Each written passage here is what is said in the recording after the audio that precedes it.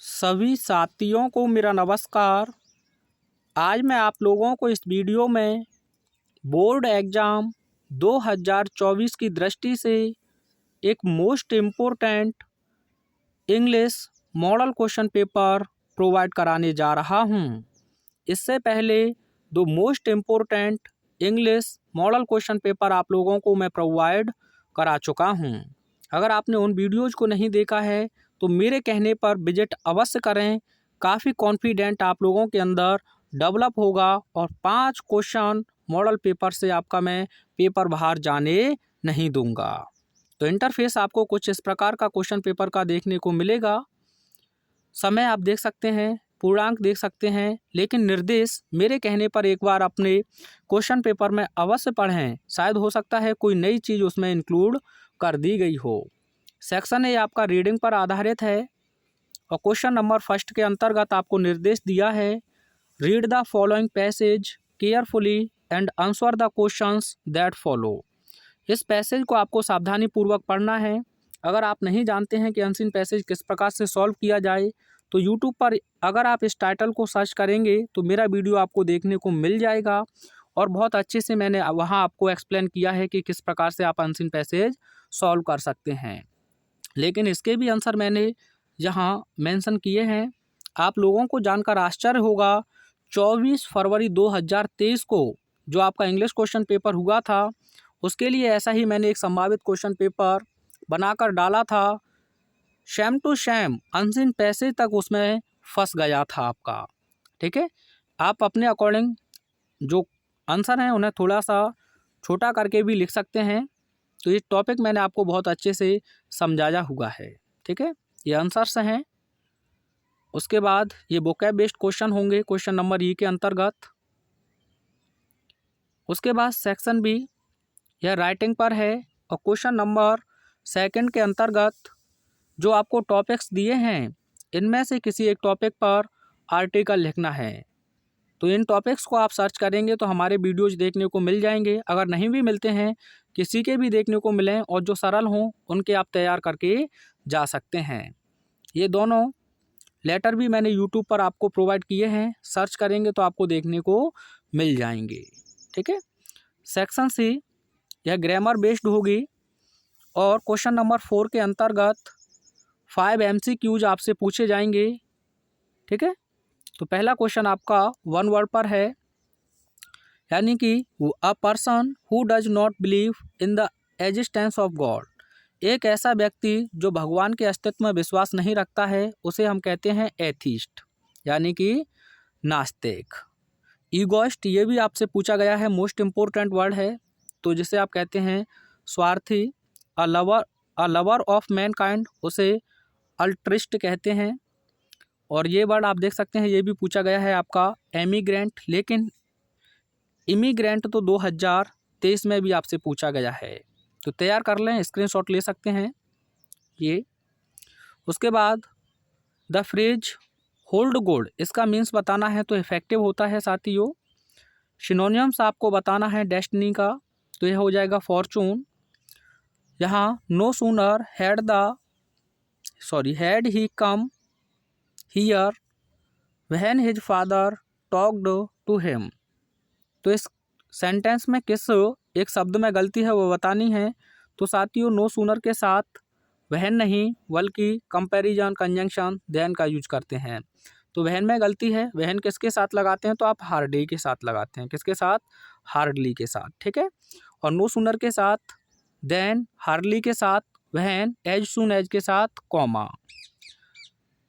एंटोनियम्स है आपका पेट्रॉइट का, तो ट्रेटर हो जाएगा। ब्रेव की अगर हम बात करें तो टिमिड या कावर्ड आप लिख सकते हैं, ये दिया ही है। ऑनेस्ट का डिसऑनेस्ट हो जाएगा। क्वेश्चन नंबर 5 के अंतर्गत किसी एक को आपको इनडायरेक्ट स्पीच में बदलना है। तो यह लेट अस से स्टार्ट हुआ है तो आप लिखेंगे सी सजेस्टेड टू या proposed to that we should have some music. Question को टाइप करेंगे तो डिटेल में मैंने ये समझाया है। ये क्वेश्चन भी मैंने बहुत अच्छे से आपको एक्सप्लेन किया है। उसके बाद किसी एक को आपको कंबाइन करना है। तो क्वेश्चन है आपका my mother keeps her ornaments in a safe. A है यहाँ, यानी कि मेरी माँ एक तिजोरी में अपने आभूषणों को रखती है, दिस इज द सेफ, और यह सुरक्षित है। तो कॉम्प्लेक्स बनाना है, आप क्या कहेंगे, दिस इज द सेफ, यह वही तिजोरी है, इन विच जिसमें, इन विच, ठीक है, इन विच जिसमें my mother keeps her ornaments, ठीक है, ये आप हटा देंगे, ये कॉम्प्लेक्स हो गया आपका। ये अच्छा क्वेश्चन है साथियों आपका, इसे भी कॉम्प्लेक्स में ही कन्वर्ट करना है। A very healthy man came to me yesterday he was blind. तो पर्सन के बारे में बात की गई है, तो आप कैसे कहेंगे, यानी कि एक बहुत हेल्दी व्यक्ति जो मेरे पास कल आया वह अंधा था, तो यहाँ हु से जोड़ दीजिएगा, ठीक है, लिविंग के लिए हु। तो a very healthy man who came to me yesterday comma was blind. इस टॉपिक से बहुत क्वेश्चन आपसे पूछे हैं। अब निर्देश के अनुसार आपको ट्रांसफॉर्मेशन में बदलना है, तो पहले को आपको एक्टिव में बदलना है। पैसे बहुत पूछे हैं, तो एक्टिव में किसी एग्जामिनर ने बहुत दिमाग लगाया है। तो सबसे पहले आप लिख देंगे द प्रिंसिपल, क्या लिख देंगे, द प्रिंसिपल, ठीक है। उसके बाद आप पास्ट इंडेफिनिट है तो अपॉइंटेड लिख देंगे, ठीक है, और उसके बाद लिख देंगे ऑब्जेक्टिव केस ही का हिम, तो the principal appointed him as a science teacher, ठीक है, ये हो जाएगा आपका active. The principal appointed him as a science teacher. इसे नेगेटिव में बदलना है, चाहे साथियों नेगेटिव में बदलना हो या कॉम्प्लेक्स बनाना हो या रिमूव टू करना हो, इसके तीनों के आंसर एक ही हैं। तो सी लिखेंगे आप, एज लिखेंगे, टू की जगह पर सो लिखेंगे, फैट का फैट लिखेंगे, उसके बाद कनेक्टिंग वर्ड दैट लगाएंगे, सब्जेक्ट यही लिखेंगे प्रोनाउन फॉर्म में, लेकिन सी तो पहले से ही है। टेंस प्रेजेंट में है तो कैन नॉट का यूज करेंगे, ठीक है, आगे लिख देंगे रन। तो यही आपका नेगेटिव है, यही आपका कॉम्प्लेक्स है, और यही आपका रिमूव टू है। करेक्ट करना है किसी एक को आपको। तो he treated me as if, साथियों एज इफ हो, आई विश हो, ओ दैट हो, वुड दैट हो, सिंगुलर सब्जेक्ट हो या प्लूरल, क्योंकि ये इमेजिनरी होते हैं तो आप वर का यूज करेंगे। तो क्या लिखेंगे आप, he treated me as if I were a king. Confident, confident के साथ ऑफ का यूज करते हैं, टायर्ड के साथ भी आप ऑफ का यूज करते हैं, ये भी ध्यान रखें, मोस्ट इंपॉर्टेंट है, खूब पूछा गया है आपसे। ये होमोफॉन्स आपको यूज करने हैं। तो अगर आप इस टाइटल को अच्छे से यूट्यूब पर सर्च करते हैं तो 25 मोस्ट इंपॉर्टेंट होमोफॉन्स मैंने आपको प्रोवाइड कराए हैं, उनसे कोई भी क्वेश्चन आपका बाहर देखने को नहीं मिलेगा, ठीक है।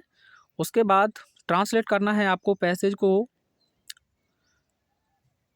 इंग्लिश में, तो आप इसे सर्च करें यूट्यूब पर, पहले सेंटेंस को, मेरा वीडियो आपको देखने को मिल जाएगा, ठीक है, बहुत अच्छे से एक्सप्लेन किया है। ये सेक्शन डी है, लिटरेचर पर आधारित है। क्वेश्चन नंबर 7 के अंतर्गत जो क्वेश्चंस हैं उनके लगभग 40 शब्दों में आपको आंसर देने हैं। सटीक हो तो कम में भी चलेगा, अगर सटीक नहीं है तो ज़्यादा में भी चलेगा, ठीक है। इनके लिए आपको 4 अंक दिए जाएंगे। तो फर्स्ट क्वेश्चन में दोनों में से कोई एक करना है। दोनों क्वेश्चंस को आप सर्च करेंगे तो वीडियो हमारा देखने को मिल जाएगा। ये भी क्वेश्चन आप सर्च करेंगे तो आपको वीडियो देखने को मिल जाएंगे, ठीक है। ये तो लॉन्ग है लेकिन उसने शॉर्ट में दे दिया है, आपका गोइंग प्लेसेज पे था, ठीक है। उसके बाद ये लॉन्ग क्वेश्चंस हैं, इन्हें भी सर्च करेंगे तो आपको वीडियोज हमारे देखने को मिल जाएंगे, लेकिन मेरे कहने पर ये दोनों मोस्ट इंपॉर्टेंट लॉन्ग क्वेश्चंस हैं। उसके बाद आपको क्वेश्चन नंबर 9 में इस स्टैंजा को पढ़ना है और उसके आधार पर आपको अपने आंसर मेंशन करने हैं। तो अच्छे से पढ़िएगा इसे, और इसके आंसर्स आपको मैं यहाँ बता देता हूँ। How was the poetess mother compared, तो आप क्या लिख देंगे, the poetess mother was compared to wan pale as a late pale as a late winter's moon, ठीक है। तो ये आंसर हो जाएगा। What did the poetess feel, कवित्री ने क्या महसूस किया, तो आप यहाँ लिख देंगे the poetess felt that old familiar ache and her childhood's fear. What did the poetess do at the time of farewell, तो इसी में से लिखेंगे at the time of farewell comma the poetess smiled and smiled, या फिर आप लिख सकते हैं ओनली स्माइल्ड, ठीक है। ये 3 मोस्ट इंपॉर्टेंट सेंट्रल आइडियाज़ हैं। एक ही वीडियो में मैंने इन सभी को कवर कराया हुआ है। इनसे पहले दोनों जो क्वेश्चन पेपर मैंने अपलोड किए हैं उनमें ये मिल जाएंगे आपको। ये भी मोस्ट इंपॉर्टेंट क्वेश्चंस हैं, इन्हें भी अगर आप सर्च करेंगे तो आपको हमारे वीडियोज देखने को मिल जाएंगे, और मोस्ट इंपॉर्टेंट क्वेश्चंस हैं ये भी। अच्छा, ये दोबारा से रिपीट हो गया है साथियों। ये रहे आपके लॉन्ग क्वेश्चंस, ये मोस्ट इम्पोर्टेंट लॉन्ग क्वेश्चन है आपका। ठीक है, आप अच्छे से स्क्रीनशॉट लीजिए, यूट्यूब पर सर्च करिए, आपको हमारा सब सॉल्यूशन मिल जाएगा। मिलते हैं नेक्स्ट वीडियो में। Thanks for watching.